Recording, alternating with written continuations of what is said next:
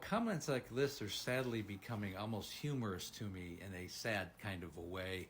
You have to realize if you don't expose alcoholism, alcohol use disorder, and expose all the ugliness, the sadness, the emotion, the depression, and the craziness that both families and alcoholics go through, if you don't expose that, it will continue to permeate.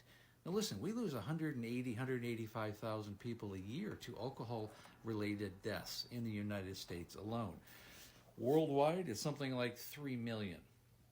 This affects not only the alcoholic, it affects their families. It affects millions of people in the United States and across the world. If you don't expose it, if you don't bring the good, the bad, and the ugly and expose what this is, well, then I can't help you. Because if you don't talk about it, nothing is going to change. And if nothing changes, then the understanding of what this disease is and what it does to individuals and what it does to families isn't going to go any further. And on a personal note, I don't really understand why people are so comfortable really kind of exposing their own baggage and projecting it onto this particular issue. I don't think people understand how absolutely rude they are by making comments like this. If you had someone die of cancer, and I was sitting here talking about my wife who died from cancer, I don't think you would be making these kind of remarks. But people they thrive on being judgmental in their ignorance. And in their ignorance, they permeate the ignorance that surrounds alcohol use disorder and mental illness as a whole. And unfortunately, that needs to change. This is what my thread is about. It's about educating people, and many, many people will relate to these stories. If you don't, then keep scrolling. Don't be a troll. It's not helpful to you, and it's not helpful to anybody trying to actually get something accomplished when in this subject matter.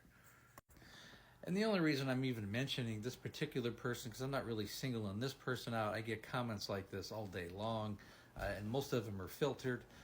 The reason why I'm even, talking about it or making a video like this is that so one of these people will actually look at the videos and get a broader picture and a broader understanding, and maybe they might even get some education. What a concept.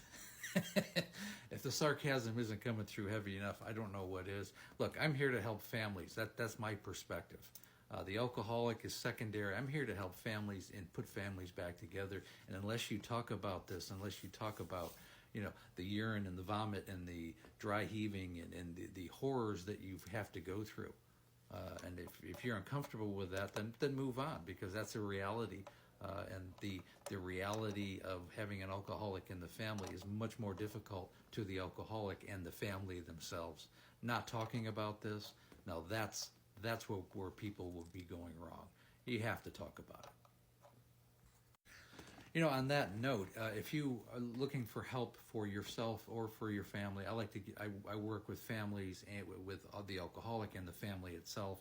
I don't usually like to just work with the alcoholic because nobody is an island amongst themselves, and you need to bring the key people in your life and repair those relationships, which is all part of really repairing the mental health illness and your relationships so you can move on with your life. And again, the link is in my bio. Set up a breakthrough call.